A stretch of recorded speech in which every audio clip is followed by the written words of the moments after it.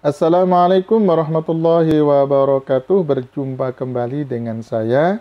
Insyaallah kita akan membahas terkait dengan kerangka berpikir yang baik itu memuat hal-hal seperti apa. Saksikan penjelasannya setelah ini.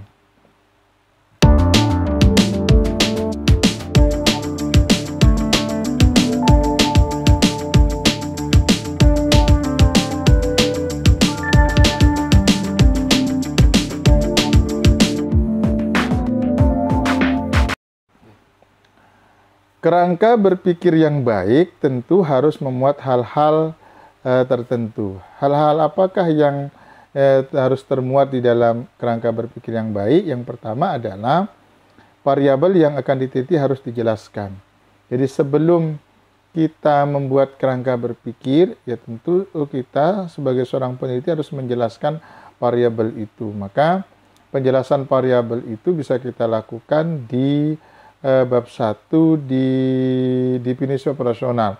Jadi pada definisi operasional itu menjelaskan secara umum terkait dengan variabel yang akan kita teliti. Karena variabel itu ketika dijelaskan akan memudahkan pembaca untuk memahami. Bagi seorang peneliti ketika dia tidak menjelaskan variabel itu juga akan mengalami kesulitan di dalam membuat kerangka berpikir. Pada video sebelumnya sudah saya sampaikan bahwa kewajiban kita sebagai seorang peneliti adalah tentu melakukan penelaahan terhadap teori-teori yang ada terkait dengan variabel itu sehingga nanti kita mampu mendefinisikan terkait dengan variabel itu. Ketika kita mampu mendefinisikan dengan baik, tentu juga kita akan mampu membuat kerangka berpikir yang baik pula. Maka yang pertama yang harus dilakukan hal yang termuat di dalam kerangka berpikir yang baik itu adalah tentu variabel yang harus kita jelaskan dengan baik pula. Kemudian yang kedua, bahwa kerangka berpikir yang baik itu memuat hal-hal diskusi dalam kerangka berpikir harus dapat menunjukkan dan menjelaskan hubungan antara variabel yang diteliti. Bahwa di dalam diskusi itu mengharuskan adanya hubungan variabel X dengan variabel Y, hubungan antara variabel X1, X2 dengan Y dan seterusnya. Bahwa dalam proses menjelaskan apakah ada hubungan variabel itu tentu juga harus didasarkan teori yang berlaku. Jadi teori-teori yang kita baca tadi, teori-teori yang kita analisis, teori-teori yang kita komparasi itu nanti akan membantu kita untuk kemudian mendiskusikan kerangka berpikir itu dengan berlandaskan kepada teori-teori yang menjadi pijakan kita. Maka kerangka berpikir yang baik yang kedua adalah ya tentu harus ada diskusi dalam kerangka berpikir itu. Kemudian kerangka berpikir yang baik yang kedua adalah diskusi itu juga harus dapat menunjukkan dan menjelaskan apakah hubungan antara variabel itu positif atau negatif. Bahwa diskusi yang kita lakukan di dalam kerangka berpikir itu menunjukkan adanya hubungan yang positif antara variabel X dengan variabel Y. Hubungan yang negatif antara variabel X dengan variabel Y.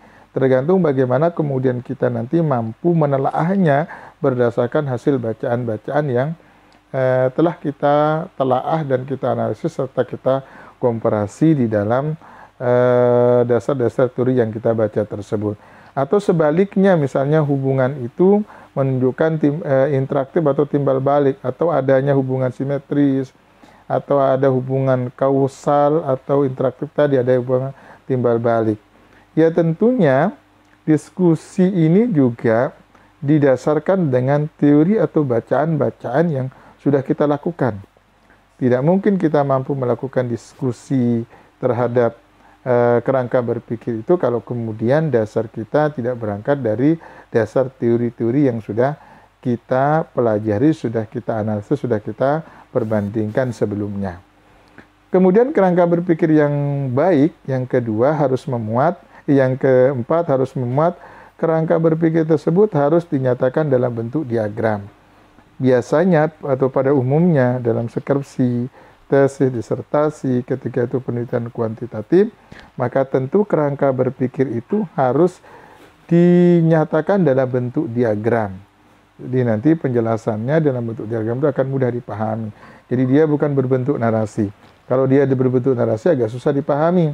Karena nanti di dalam kerangka berpikir itu kan yang dicantum hanya poin-poinnya saja terkait dengan masing-masing variabel tersebut.